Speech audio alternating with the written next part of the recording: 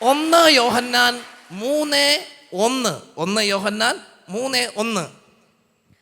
കണ്ടാലും എത്ര വലിയ സ്നേഹമാണ് പിതാവ് നമ്മോട് കാണിച്ചത്. കണ്ടാലും എത്ര വലിയ സ്നേഹമാണ് പിതാവ് നമ്മോട് കാണിച്ചിരിക്കുന്നത്.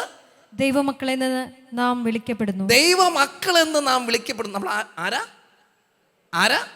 ദൈവമക്കളെന്ന് നമ്മൾ വിളിക്കപ്പെടുന്നു. അങ്ങനെയാണ് താനും. തുടർന്ന് വായിച്ചേ. ലോകം നമ്മെ അറിയുന്നില്ല, കാരണം അത് അവിടത്തെ അറിഞ്ഞിട്ടില്ല. പ്രിയപ്പെട്ടവരെ, നാം ഇപ്പോൾ ദൈവത്തിന്റെ മക്കളാണ്.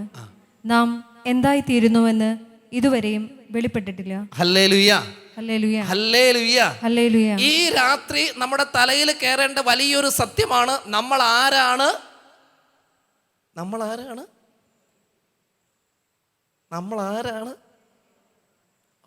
പല ബോധ്യമില്ല, പിന്നെ എങ്ങനെ നേരെയാകാണ് ദൈവമേ? ഉറക്കെ പറയൂ, നമ്മൾ ആരാണ്? ഇത് കേൾക്കട്ടെ, ഒരു പുള്ളി കേൾക്കാറുണ്ട്. ആ പുള്ളി കേൾക്കാൻ വേണ്ടിയിട്ടാ. നമ്മൾ ആരാണ്? നമ്മൾ ദൈവമക്കളാണ്. ആണോ? ആവോ? ആണെങ്കിൽ ഒന്ന് കൈയടിച്ച് ദൈവത്തിന് നന്ദി പറയൂ. Hallelujah, hallelujah. പ്രിയമുള്ളവരെ, തമാശയായിട്ട് എടുക്കണ്ട കേട്ടോ. ഓരോ വ്യക്തിയുടെ ഉള്ളിൽ പതിയേണ്ട വലിയ ബോധ്യമാണ്, ഞാൻ ദൈവമകനും ദൈവമകളുമാണ്. ശക്തിയോടൊന്ന് കൈയടിച്ച് ദൈവത്തിന് നന്ദി പറഞ്ഞേ. Hallelujah, hallelujah. മക്കളെങ്കിൽ നമ്മൾ അപ്പൊ ബോധ്യമുണ്ട്. ശക്തിയോടെ കരം പിടിച്ചോ, നന്നായിട്ട് കൈയടിച്ചോ. Praise the Lord. ഇതിവിടെ ഈ പള്ളിയിൽ വന്ന് ഈ നൈറ്റ് വിജിലൻസ് ശുശ്രൂഷയ്ക്ക് വന്ന് ഇരിക്കുമ്പോൾ കൈയടിച്ചാൽ മാത്രം പോരാ. ഈ ബോധ്യം നമ്മുടെ ഉള്ളിൽ എപ്പോഴും, എൻ്റെ ദൈവം എൻ്റെ അപ്പനാണ്, ഞാൻ എൻ്റെ ദൈവത്തിൻ്റെ മകനാണ്, മകളാണ്, അങ്ങനെയെങ്കിൽ അവകാശിയാണ്. ഏതെങ്കിലും അപ്പനും അമ്മയും മക്കൾ നശിച്ചു പോകാൻ ആഗ്രഹിക്കുന്നുണ്ടോ? കുത്രപ്പള്ളിയുടെ വകക്കാരോടാ ചോദ്യം. നിങ്ങൾ ഏതെങ്കിലും അപ്പനും അമ്മയും മക്കൾ നശിച്ചു പോകാൻ ആഗ്രഹിക്കുന്നുണ്ടോ? ഇല്ല. അങ്ങനെയെങ്കിൽ നമ്മൾ നശിക്കാൻ നമ്മുടെ ദൈവം ആഗ്രഹിക്കുമോ? ഇല്ല. അപ്പോൾ ഒരാൾ പോലും നശിച്ചു പോകരുന്ന ആഗ്രഹം നമ്മുടെ ദൈവത്തിനുണ്ട്. ശക്തിയോടൊന്ന് കരം പിടിച്ച് ദൈവത്തിന് നന്ദി പറഞ്ഞോ. അതുകൊണ്ടാണ് തൻ്റെ പുത്രനായ യേശു ക്രിസ്തുവിനെ അവിടുന്ന് ലോകത്തിലേക്ക് അയച്ചത്. ശക്തിയോടെ കരം പിടിച്ച് ദൈവത്തിന് നന്ദി പറഞ്ഞേ. Hallelujah, hallelujah. ചേർന്ന് വായിക്കാവുന്ന മറ്റൊരു വചനഭാഗമാണ് റോമാലേഖനം 8-ാം അധ്യായം 14 മുതലുള്ള തിരുവചനങ്ങൾ. റോമാലേഖനം 8-ാം അധ്യായം 14 മുതലുള്ള തിരുവചനങ്ങൾ. ദൈവാത്മാവിനാൽ നയിക്കപ്പെടുന്നവരെല്ലാം ദൈവത്തിന്റെ പുത്രന്മാരാണ്. ദൈവാത്മാവിനാൽ നയിക്കപ്പെടുന്നവരെല്ലാം ദൈവത്തിന്റെ പുത്രന്മാരാണ്. നിങ്ങളെ വീണ്ടും ഭയത്തിലേക്ക് നയിക്കുന്ന അടിമത്തത്തിന്റെ ആത്മാവിനെയല്ല, മറിച്ച് പുത്രസ്വീകാര്യത്തിന്റെ ആത്മാവിനെയാണ് നിങ്ങൾ കൈക്കൊണ്ടിരിക്കുന്നത്. ഭയപ്പെടുത്തുന്ന അടിമത്തത്തിന്റെ ആത്മാവല്ല നമ്മൾ സ്വീകരിച്ചത്. നമ്മൾ പുത്രസ്വീകാര്യത്തിന്റെ ആത്മാവിനെ സ്വീകരിച്ചേക്കണേ. ഒരു ക്രിസ്ത്യാനിക്ക് ഭയപ്പെട്ടിരിക്കാനോ നിരാശപ്പെട്ടിരിക്കാനോ അധികാരമില്ല. കാരണം നമ്മൾ ദൈവമക്കളാണ്. കരം പിടിച്ചൊന്ന് ദൈവത്തിന് നന്ദി പറഞ്ഞേ. Hallelujah, hallelujah. യേശുവേ നന്ദി, യേശുവേ നന്ദി, യേശുവേ സ്തുതി, യേശുവേ സ്തുതി, യേശുവേ ആരാധന, യേശുവേ ആരാധന. അങ്ങനെയെങ്കിൽ നമ്മൾ ദൈവമക്കൾക്ക് ഉചിതമായ ജീവിതം നയിക്കണം.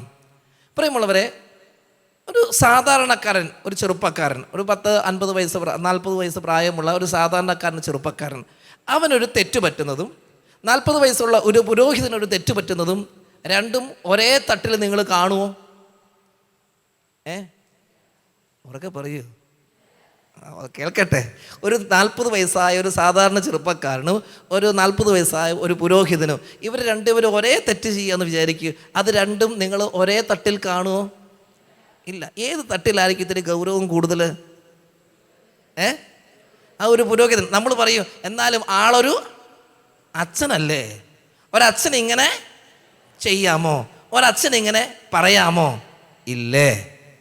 പള്ളിമുറ്റത്ത് എന്തെങ്കിലും അസഭ്യമായൊരു വാക്ക്, ഇച്ചിരി ദേഷ്യം വന്ന് രണ്ടുപേരും തമ്മിൽ വർത്തമാനം പറഞ്ഞു, ഒരൽമായൻ ഒരു അസഭ്യമായ ഒരു വാക്ക് പറഞ്ഞിട്ടുണ്ടെങ്കിൽ അതവൻ്റെ സ്വഭാവം പോട്ടെ എന്ന് പറഞ്ഞിട്ട് പോകും. പക്ഷേ ഒരച്ഛന് ദേഷ്യം വന്നിട്ട് അച്ഛൻ പറഞ്ഞു കഴിഞ്ഞാൽ ജനം എന്ത് പറയും? എന്നാലും അച്ഛൻ അങ്ങനെ പറയാമോ? അപ്പം എന്തോ പ്രത്യേകതയുണ്ട്. ഉണ്ട് പ്രിയമുള്ളവരെ. നമ്മൾ ചിന്തിക്കേണ്ട കാര്യം, ഞാനിപ്പോൾ വൈദികരെ കുറിച്ചല്ല പറഞ്ഞത്, എളുപ്പത്തിൽ മനസ്സിലാക്കാൻ വേണ്ടിയതാണ്. നമ്മളൊരു ക്രൈസ്തവനാണെങ്കിൽ, ഒരു വിശ്വാസിയാണെങ്കിൽ, മറ്റുള്ളവരിൽ നിന്ന് എന്തോ ഒന്ന് വ്യത്യസ്തമായി ഉണ്ടോ? നമ്മളതിൽ അഭിമാനിക്കണം പ്രിയമുള്ളവരെ.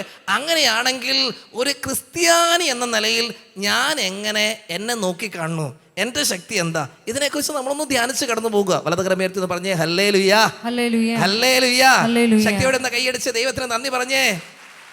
പ്രിയമുള്ളവരെ, ആദ്യ നൂറ്റാണ്ടിലൊക്കെ കണ്ടല്ലോ, ക്രിസ്ത്യാനികളുടെ ജീവിതം കണ്ടപ്പോൾ മറ്റുള്ളവർ ചോദിക്കാൻ തുടങ്ങി, ഇതെന്താ ക്രിസ്ത്യാനികളൊക്കെ ഇങ്ങനെയെന്ന്. പരസ്പരം സ്നേഹിച്ചും പങ്കുവച്ചും അപ്പസ്തോല പ്രവർത്തനം നമ്മൾ അങ്ങനെയല്ലേ വായിക്കുന്നത്. ഭവനങ്ങളിൽ അവർ ഒരുമിച്ച് കൂടി വചനം പങ്കുവെച്ചു, അവർ ഒരുമിച്ച് അപ്പം മുറിച്ചു, ഒരുമിച്ച് ഭക്ഷിച്ചു. അവരുടെ ഇടയിൽ ദാരിദ്ര്യം അനുഭവിച്ചിരുന്നവർ ആരും കാരണം അത്രയേറെ സഹകരണം. ഇപ്പം ഈ ജനത്തിൻ്റെ ജീവിത രീതിക്ക് എന്തൊക്കെയോ വ്യത്യാസം മറ്റുള്ളവർ നോക്കുമ്പോൾ, മറ്റു മതസ്ഥർ നോക്കുമ്പോൾ ക്രിസ്ത്യാനിക്ക് എന്തൊക്കെയോ വ്യത്യാസം. അപ്പം മറ്റു മതസ്ഥർ ചോദിക്കാൻ തുടങ്ങി. എന്താ ചോദിക്കാൻ തുടങ്ങി എന്ന് പറയുമ്പോൾ, ഇതെന്തായി ക്രിസ്ത്യാനികൾ, അവർക്ക് പറയും ഇതെന്തായി ക്രിസ്ത്യാനികൾ ഇങ്ങനെ, നമ്മളെ പോലെയല്ല, അവർക്ക് എന്തോ സ്പെഷ്യൽ ഉണ്ട് അല്ലേ, അല്ലേ? അതെ. ഇപ്പോൾ 21-ാം നൂറ്റാണ്ടായി. 21-ാം നൂറ്റാണ്ടിൽ ഇത് തന്നെ ചോദിക്കുന്നത്.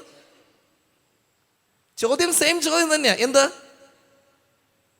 ചോദ്യം? എന്താ ചോദിച്ച ചോദ്യം പറ. ക്രിസ്ത്യാനികൾ എന്താ ഇങ്ങനെയെന്ന്. ആകെ വ്യത്യാസം ഒറ്റ കാര്യത്തിലുള്ളൂ. എന്താണെന്നറിയാമോ? ചോദ്യം ഒരേ ചോദ്യമാണ്, പക്ഷെ ഭാവത്തിൽ അല്പം വ്യത്യാസമുണ്ട്. ഞാനങ്ങനെ ഭാവം ഇട്ട് അഭിനയിക്കാനൊന്നും അറിയാവുന്ന ആളല്ല. എങ്കിലും ഞാൻ എൻ്റെ അല്പം അറിയാവുന്ന ഭാവം ഒന്ന് ഇട്ട് നോക്കാം. അത് മനസ്സിലാകുന്നുണ്ടെങ്കിൽ നിങ്ങളൊന്ന് കൈയടിച്ചാൽ മതി. അഭിനയമൊന്നും അല്ല കേട്ടോ, എന്നാലും നോക്കാം. പണ്ട് കാലത്ത് ക്രിസ്ത്യാനിയുടെ ജീവിതം കണ്ടപ്പോൾ മറ്റ് മതസ്ഥർ ചോദിക്കാൻ തുടങ്ങി. ചോദ്യം ഒന്ന് തന്നെ കേട്ടോ, ഭാവം, മുഖത്തേക്ക് നോക്കണേ ഭാവം.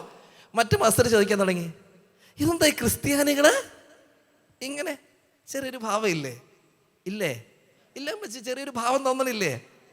ഇതെന്താ ക്രിസ്ത്യാനികൾ ഇങ്ങനെ? ഇപ്പം ഈ 2026 കയറിയപ്പോഴും മറ്റുള്ളവർ ചോദിക്കുന്നുണ്ട്. ആ ചോദ്യത്തിൻ്റെ ഭാവം അല്പം കേട്ടോ, എന്താ ക്രിസ്ത്യാനികൾ ഇങ്ങനെ? ചോദിച്ച് കൈയടി മേടിക്കണവർ ആദ്യമായിട്ട് കാണുമല്ലേ? ഹല്ലേലൂയാ. ആ ചോദ്യം ഒന്ന് തന്നെയാണ് പ്രിയമുള്ളവരെ. പക്ഷേ നമ്മുടെ സംസാരങ്ങളും നമ്മുടെ ഇടപെടലും നമ്മുടെ ജീവിത രീതി എല്ലാം കണ്ടപ്പോൾ മറ്റുള്ളവർ ചോദിക്കാൻ തുടങ്ങി, ഇതെന്താ ഇവരിങ്ങനെ? പ്രിയമുള്ളവരെ, നമുക്കൊരു ധ്യാന വിഷയമാക്കാം. നമ്മൾ ദൈവത്തിൻ്റെ മകനും മകളുമാണെങ്കിൽ, നമ്മൾ വ്യത്യസ്തരാണ് എങ്കിൽ, നമ്മളത് വിശ്വസിക്കുന്നുണ്ടെങ്കിൽ, ഒരു ക്രിസ്ത്യാനിക്ക് ചേർന്ന രീതിയിൽ നമുക്ക് ജീവിക്കാൻ പറ്റുന്നുണ്ടോ? 2 കാര്യങ്ങളാണ് ഈ രാത്രി നിങ്ങളുടെ മുമ്പിലേക്ക് ഞാൻ എടുത്തു വെക്കാൻ ആഗ്രഹിക്കുന്നത്. 2 കാര്യങ്ങൾ. അതിൽ ഒന്നാമത്തെ കാര്യം, യേശുവിൽ വിശ്വസിക്കുന്ന ഒരു മകനും മകളും ലോകത്തിൽ നിന്ന് അകലം പാലിക്കാനായിട്ട് പരിശീലിക്കണം. എന്താ പറഞ്ഞത്? യേശുവിൽ വിശ്വസിക്കുന്ന ഒരു മകനും മകളും ലോകത്തിൽ നിന്ന് അകലം പാലിക്കാനായിട്ട് പരിശീലിക്കണം. ഇത് കേൾക്കാൻ എളുപ്പമാണ്, പക്ഷേ പ്രാക്ടീസ് ചെയ്യാൻ അത്ര എളുപ്പം അല്ല. പക്ഷെ നമ്മൾ പരിശീലിച്ചുകൊണ്ടേയിരിക്കണം. പ്രിയമുള്ളവരെ, ഒരു യേശു വിശ്വാസിയാണ് എങ്കിൽ ലോകത്തിൻ്റെ എല്ലാ മോഹങ്ങളിലും എല്ലാ സൗകര്യങ്ങളിലും എല്ലാ താല്പര്യങ്ങളിലും നമ്മൾ മുഴുകാൻ പാടില്ല.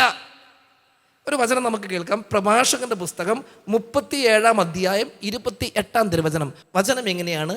എല്ലാവർക്കും എല്ലാം നന്നല്ല, എല്ലാവരും എല്ലാം ആസ്വദിക്കുന്നുമില്ല. എല്ലാവർക്കും എല്ലാം നന്നല്ല. നമ്മളാണേലും വീട്ടിലെ പിള്ളേരോട് പറയില്ലേ, പിള്ളേരോ അപ്പോൾ അവനൊക്കെ അങ്ങനെയാണല്ലോ ചെയ്യണേ. അപ്പം നമ്മൾ പറയും അവരൊക്കെ അങ്ങനെ ചെയ്തോട്ടെ, പക്ഷേ നീ അതിന് അല്ലേ. നമ്മുടെ ചില പിള്ളേർ, ചില കൂട്ടുകാർ അവരൊക്കെ അങ്ങനെ ചെയ്തല്ലോ, അവരുടെ അപ്പനും അമ്മയ്ക്കൊന്നും ഒരു കുഴപ്പമില്ലല്ലോ, ഇങ്ങനെയൊക്കെ പറയാറില്ലേ? പറയാറുണ്ടോ? ഉണ്ട്. അപ്പം നമ്മൾ പറയും അവരൊക്കെ അങ്ങനെ ചെയ്തോട്ടെ, പക്ഷേ നീ അതിന് പോണ്ട. കാരണം നമുക്കെന്തോ അവരെ പോലെ നമ്മൾ ആകരുത് അല്ലേ? ഉദ്ദേശിക്കുന്നത് അതല്ലേ? വചനം പറയുക എല്ലാവർക്കും എല്ലാം നന്നല്ല, എല്ലാവരും എല്ലാം ആസ്വദിക്കണമെന്നില്ല. ഒരു യേശു വിശ്വാസിയാണെങ്കിൽ, ഒരു ക്രിസ്ത്യാനിയാണെങ്കിൽ 2 കാര്യങ്ങൾ ശ്രദ്ധിക്കുക. 1, ലോകത്തിൽ നിന്ന് അകലം പാലിക്കുക. 2, ജീവിതത്തിൽ അങ്ങേയറ്റം പ്രത്യാശയുള്ളവരായിട്ട് മാറുക. ഈ 2 ചിന്ത മനസ്സിൽ സൂക്ഷിക്കുക. ഒരു യേശു വിശ്വാസി എന്ന നിലയിൽ ലോകത്തിൽ നിന്ന് പരമാവധി അകലം പാലിക്കുക. 2, ജീവിതത്തിൽ അങ്ങേയറ്റം പ്രത്യാശയുള്ളവരായിട്ട് മാറുക. ഒന്ന് കരം പിടിച്ച് ദൈവത്തിന് നന്ദി പറഞ്ഞേ, ശക്തിയോടെ കൈയടിച്ചേ. ഹല്ലേലൂയാ, ഹല്ലേലൂയാ, ഹല്ലേലൂയാ, ഹല്ലേലൂയാ. അതായത് പ്രിയമുള്ളവരെ, ഈ കാലഘട്ടം നമ്മോട് പറഞ്ഞു തന്നത് ലോകത്തിൻ്റെ സുഖങ്ങളും സൗകര്യങ്ങളും എന്തോരം അനുഭവിക്കാമോ അത്രയും അനുഭവിക്കാമെന്ന്. എല്ലാവരും ശ്രമിക്കുന്നത്, നമ്മളെല്ലാം ശ്രമിക്കുന്നത് പരമാവധി നമ്മുടെ സൗകര്യങ്ങളൊക്കെ വർദ്ധിപ്പിക്കാം അല്ലേ? അതെ, എല്ലാത്തിനുമുള്ള ടെക്നോളജി ഉണ്ടെന്നുള്ള, പുറം മാന്താനുള്ള യന്ത്രം പോലും ഉണ്ട്. കണ്ടിട്ടില്ലേ? ഞാൻ ഇന്നാളെ ഒരു അന്യനാട്ടിലൊരു ശുശ്രൂഷയ്ക്ക് പോയി. അവിടെ ചെന്നപ്പോൾ അവിടെ നിന്ന് എനിക്ക് കിട്ടിയൊരു സാധനമാണ് പുറം മാന്താനുള്ള ഇത്ര നീട്ടമുള്ളൊരു കയ്യാ. അതിങ്ങനെ പിടിച്ചിട്ട് ഇല്ലേ, ഇഷ്ടംപോലെ ടെക്നോളജികൾ ഇന്നുണ്ട്. ഹല്ലേലൂയാ, ഹല്ലേലൂയാ. അപ്പൊ നമ്മളെല്ലാവരും സൗകര്യങ്ങൾ പരമാവധി വർദ്ധിപ്പിക്കാൻ വേണ്ടിയിട്ടാ. എങ്ങനെ അധ്വാനം കുറച്ചിട്ട് പരമാവധി സുഖമായിട്ട് ജീവിക്കുക. അങ്ങനെ അധ്വാനം കുറച്ച് സുഖമായിട്ട് ജീവിക്കുന്നതിൻ്റെ ഫലമായിട്ട് ആരോഗ്യം നശിക്കുമ്പോൾ ആശുപത്രി പോയി കിടക്കുക, എന്നിട്ട് രോഗിയായിട്ട് തീരുക. ഹല്ലേലൂയാ, ഹല്ലേലൂയാ. പ്രിയമുള്ളവരെ, ജീവിത സൗകര്യങ്ങളുടെ പിന്നാലെ നമ്മൾ പോകുന്നത് സത്യത്തിൽ മത്സരമാണ്. മത്സരമാണ്. നമുക്ക് ഇച്ചിരിയോടൊക്കെ നന്നായിട്ട് നല്ല മാതൃകയൊക്കെ ആയിട്ട് ജീവിക്കുന്ന ആഗ്രഹമൊക്കെ ഉണ്ട്. പക്ഷെ സമ്മതിക്കാത്തത് മറ്റുള്ളവർ പോണ കാണുമ്പോൾ മറ്റുള്ളവർ പോണ കാണുമ്പോൾ പോകാതിരിക്കാനായിട്ട് നമുക്കൊരു വിഷമം. അതുകൊണ്ട് നമുക്ക് സത്യത്തിൽ പലതും നമുക്ക് ആവശ്യമുള്ള കാര്യമൊന്നും നമ്മുടെ അനുദിന ജീവിതത്തിന് ആവശ്യമുള്ളതിൻ്റെ പുറകെ ഒന്നും അല്ല പലപ്പോഴും നമ്മൾ പോണേ. പക്ഷെ എല്ലാവരും പോകുമ്പോൾ പോകാതിരിക്കാൻ പറ്റണില്ല. ഹല്ലേലൂയ, യേശുവേ നന്ദി, യേശുവേ സ്തുതി. ഈ മറ്റുള്ളവരെ നോക്കിയിട്ട് നമ്മുടെ ജീവിതം ക്രമീകരിക്കുന്നത് തന്നെ ആലോചിച്ചത് തന്നെ. ഞാൻ ഇന്നാളിങ്ങനെ ആലോചിച്ച് നോക്കാതെ, ഈ കോവിഡൊക്കെ വന്ന സമയത്ത് ഇവിടെ കോവിഡ് വന്നായിരുന്നു അല്ലേ? കോവിഡ് വന്നു കഴിഞ്ഞപ്പോൾ നമ്മുടെ അയൽവക്കത്തെ വീട്ടിൽ കോവിഡാന്ന് വിചാരിക്കൂ. അല്ല, ആദ്യം നമ്മളെ പറയാം അല്ലേ? അയൽവക്കത്ത് പറഞ്ഞു നമ്മൾ പറയാം നമ്മുടെ വീട്ടിൽ എല്ലാവർക്കും കോവിഡാണ്. മനസ്സിലായല്ലോ? അയൽവക്കത്തെ വീട്ടിൽ ആർക്കും കോവിഡ് ഇല്ല. സഹിക്കാൻ പറ്റുമോ? നമ്മൾ വാതിൽ തുറക്കുമ്പോൾ അവർ ജനൽ അടച്ചിട്ട് പോകും. കണ്ടാൽ ഇനി കോവിഡ് പകർന്നാലെന്ന് കരുതി സഹിക്കാൻ പറ്റില്ല. ആ സമയത്ത് നമ്മുടെ വീട്ടിൽ എല്ലാവർക്കും കോവിഡാണ്, അവിടെ എല്ലാവർക്കും കോവിഡാണ്. വലിയ കുഴപ്പമുണ്ടോ? നമ്മളൊക്കെ കോവിഡ് ഫ്രണ്ട്സാ അല്ലേ? അപ്പം സത്യത്തിൽ കോവിഡ് വന്നതാണോ പ്രശ്നം? അല്ലെങ്കിൽ ജീവിതത്തെക്കുറിച്ച് ആലോചിച്ച് നോക്കി ഒരുപാട് ചിരിക്കാനുണ്ട്. പറയുള്ളവരെ, നമ്മുടെ വീട്ടിലെ പെണ്ണിൻ്റെ കല്യാണം കഴിഞ്ഞിട്ടില്ല, 30 വയസ്സായി, കല്യാണം കഴിഞ്ഞിട്ടില്ല. അപ്പുറത്തെ വീട്ടിലെ പെങ്കൊച്ചിൻ്റെ കല്യാണം 24ാമത്തെ വയസ്സിൽ തന്നെ നടന്നു. സഹിക്കാൻ പറ്റുമോ അമ്മച്ചിമാരെ? പറ്റുമോ? ഇല്ല. ആ സമയത്ത് നമ്മുടെ അയൽവക്കത്തുള്ള എല്ലാ വീടുകളിലും 30, 28, 29 ഒക്കെ പെൺപിള്ളേർ ആരുടെയും കല്യാണം നടന്നിട്ടില്ല. വലിയ ടെൻഷനുണ്ടോ? ആങ്ങളുടെ കൊച്ചിനെ നടന്നു, എൻ്റെ നടന്നിട്ടില്ല. പെങ്ങളുടെ കൊച്ചിനെ നടന്നു, എൻ്റെ കൊച്ചിനെ നടന്നിട്ടില്ല. ഇവിടെയാണ് പ്രശ്നം. മനസ്സിലായോ? ആങ്ങളുടെ കൊച്ച് ഓസ്ട്രേലിയയിൽ പോയി, എൻ്റെ കൊച്ചി ഇപ്പോഴും കോട്ടയത്ത് കിടന്ന് വട്ടം കറങ്ങുക. ടെൻഷനായില്ലേ? ആയില്ലേ? അതേന്നേ, ആവശ്യമില്ലാത്ത നമ്മൾ കുറേ ടെൻഷനും വേദന ഉണ്ടാക്കിക്കൊണ്ടിരിക്കുക. വലതുകരം ഉയർത്തി പറഞ്ഞേ ഹല്ലേലൂയാ. 2 കരങ്ങൾ ഉയർത്തി പറഞ്ഞേ ഹല്ലേലൂയാ. ശക്തിയോടെ ഒന്ന് കൈയടിച്ച് ദൈവത്തിന് നന്ദി പറഞ്ഞേ. ഞാൻ പറഞ്ഞു വന്നത് ഇത്രയേ ഉള്ളൂ. നമ്മളെല്ലാം പരമാവധി സൗകര്യങ്ങൾ വർദ്ധിപ്പിക്കാനുള്ള തിരക്കിനിടയില്ല. ജീവിതത്തിൻ്റെ ഐശ്വര്യം വർദ്ധിപ്പിക്കാൻ വേണ്ടി അതിന് നമ്മൾ കണ്ടെത്തുന്ന വഴികൾ നമ്മുടെ അധ്വാനം, നമ്മുടെ നെട്ടോട്ടം ഇതല്ല. പക്ഷെ അതിനിടയിൽ നമുക്ക് നഷ്ടപ്പെട്ടു പോകുന്ന ജീവിത മൂല്യങ്ങളെക്കുറിച്ചൊന്നും നമ്മൾ അറിയുന്ന പോലുമില്ല. നീ ഒരു ക്രിസ്ത്യാനിയാണെങ്കിൽ മറ്റുള്ളവരിൽ നിന്ന് വ്യത്യസ്തമായിട്ട് നിന്റെ കുടുംബത്തിന്, നിന്റെ ജീവിതത്തിന് എന്തെങ്കിലുമൊക്കെ വ്യത്യസ്തതകൾ വേണമെന്ന് ദൈവം ആഗ്രഹിക്കുന്നു. ഹല്ലേലൂയാ. മറ്റുള്ളവർക്കൊരു മാതൃകയാകാൻ, കാണിച്ചു കൊടുക്കാൻ എൻ്റെ ജീവിതം കൊണ്ട് എനിക്ക് എന്തെങ്കിലും വേണം. മറ്റുള്ളവർ ചോദിക്കണം, ഇതെന്താ ഈ മനുഷ്യരിങ്ങനെ വ്യത്യസ്തമായിട്ട് ജീവിക്കണേ? ഇതെന്താണ് ഇവരിങ്ങനെ ചിന്തിക്കണേ? ഇവരുടെ ജീവിതം കൊള്ളാലോ, അവരെന്നെ ഹാപ്പി ആയിട്ടാണ് നടക്കണേ. ഇത് കാണിച്ചു കൊടുക്കാനുള്ളൊരു വെല്ലുവിളി ഓരോ ക്രിസ്ത്യാനിക്കുണ്ട്. പറയുള്ളവരെ, ശക്തിയോടെ കരം പിടിച്ച് ദൈവത്തിന് നന്ദി പറഞ്ഞേ ഹല്ലേലൂയാ. ഇനി നമ്മുടെ ചുറ്റുപാടുമുള്ള ലോകം പരമാവധി സുഖങ്ങളുടെ പിന്നാലെ പോകുന്നു, ലഹരിയുടെ പിന്നാലെ, അല്ലെങ്കിൽ ഈ പറയുന്ന ജീവിത സൗകര്യങ്ങളുടെ പിന്നാലെ, അല്ലെങ്കിൽ ആസക്തികളൊക്കെ ആയിട്ട് പോകുന്നു. ഈ പോകുന്നതിൻ്റെ പിന്നാലെ എല്ലാവരും പോകുന്നത് പോലെ നമ്മളും പോകാതെ നമ്മൾ അല്പം കൂടി ഒന്ന് വ്യത്യസ്തമായിട്ടൊന്ന് ജീവിച്ച് കാണിച്ചു കൊടുക്കാനുള്ളൊരു പരിശ്രമമാണ് യേശുവിന് സാക്ഷ്യം വഹിക്കുക. ഒരു ഉദാഹരണം, ഒരു എളുപ്പത്തിൽ ഒരു കഥ പറയാവേ. ഒരിക്കലൊരു നാട്ടിൽ പട്ടിണി, ക്ഷാമമാണ്. അപ്പോൾ ഒരു എലിയില്ലേ, കേട്ടിട്ടുള്ള കഥയാണ്. എലിക്ക് തിന്നാനില്ല, കുടിക്കാനില്ല, പട്ടിണിയായി. അപ്പോൾ എലി ഇങ്ങനെ ചിന്തിക്കുകയാണ്, അവിടെ ഒരു സമ്പന്നൻ്റെ വീടുണ്ട്, ആ വീട്ടിൽ ചെന്നാൽ എന്തെങ്കിലും കിട്ടാൻ സാധ്യതയുണ്ട്.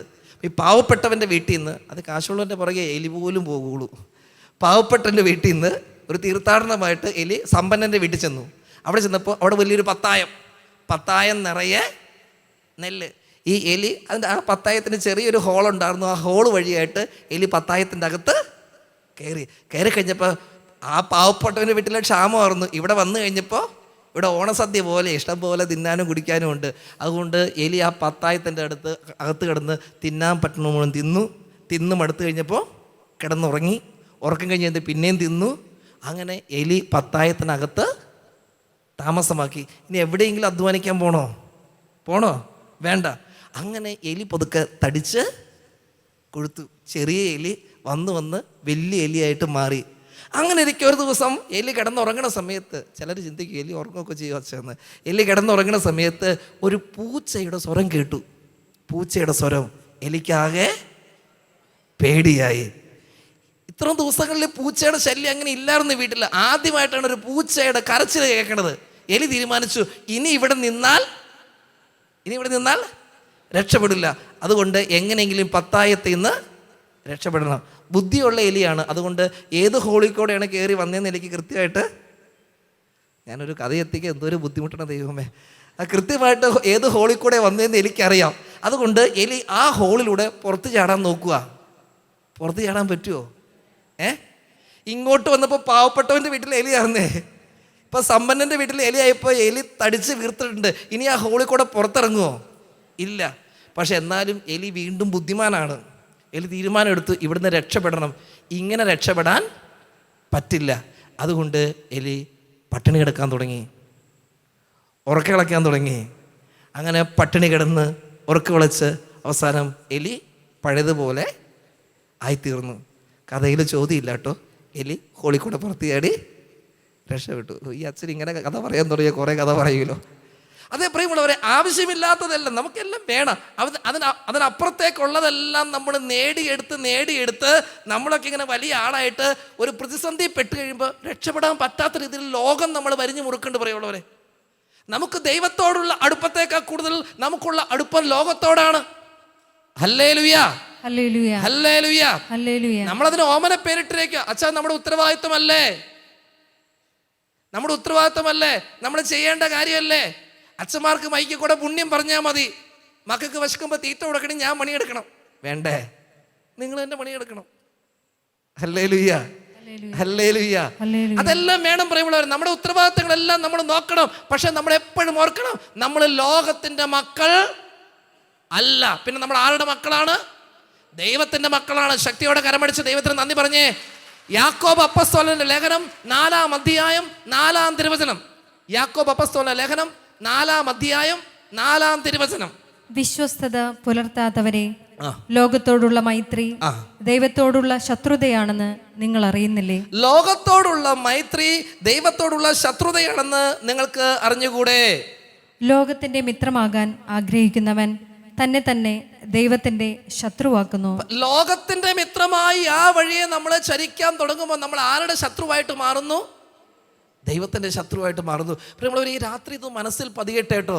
എന്നിൽ നിന്നും നിങ്ങളിൽ നിന്നും ദൈവം ആഗ്രഹിക്കുന്നത് പരമാവധി നമ്മൾ ലോകത്തിൽ നിന്നൊരു അകലം പാലിക്കണമെന്ന്. ലോകം അതിൻ്റെ തിരക്കുകൾ, അതിൽ നിന്നൊരു അകലം പാലിച്ചിട്ട് ദൈവത്തിലേക്ക് അടുക്കാൻ തുടങ്ങണം. അപ്പം മറ്റുള്ളവർ ചിന്തിക്കൂ, ഈ മനുഷ്യർക്ക് വലിയ ആർത്തിയില്ലല്ലോ, എന്താ ഇവരിങ്ങനെ ഇത്ര സിമ്പിളായിട്ട് ജീവിക്കണേ? ഇവർക്കൊന്നിനോടൊരു അമിതമായ ആവേശമില്ലല്ലോ, ഇവർ വളരെ ശാന്തമാണല്ലോ. അല്ലാത്തവരെ സംബന്ധിച്ചിടത്തോളം എത്ര കിട്ടിയാലും നമ്മൾ തൃപ്തരല്ല. പ്രിയമുള്ളവരെ, ദൈവത്തിന്റെ വചനം പറയുക, ഉള്ളത് കൊണ്ട് തൃപ്തിപ്പെടുന്നതാണ് ദൈവഭക്തി. ഹല്ലേലൂയ. തിമോത്തിയോസിനോട് പൗലോസ് പറഞ്ഞു കൊടുക്കുന്നതാ, ഉള്ളത് കൊണ്ട് തൃപ്തിപ്പെടുക. ഉള്ളത് കൊണ്ട് അതിലൊരു അനുഗ്രഹമുണ്ടെന്നേ. എൻ്റെ ദൈവം എനിക്ക് തന്നിട്ടുള്ളത് എൻ്റെ ദൈവത്തോട് ചേർത്ത് വെച്ച് ഞാൻ ജീവിക്കാൻ തുടങ്ങിയാൽ എനിക്കും എൻ്റെ കുടുംബത്തിനും എൻ്റെ ആയുസ്സിനും ആവശ്യമുള്ളത് എൻ്റെ ദൈവം അതിലൂടെ പ്രദാനം ചെയ്യും. കരമടിച്ചൊന്ന് ദൈവത്തിന് നന്ദി പറഞ്ഞേ. Hallelujah, hallelujah.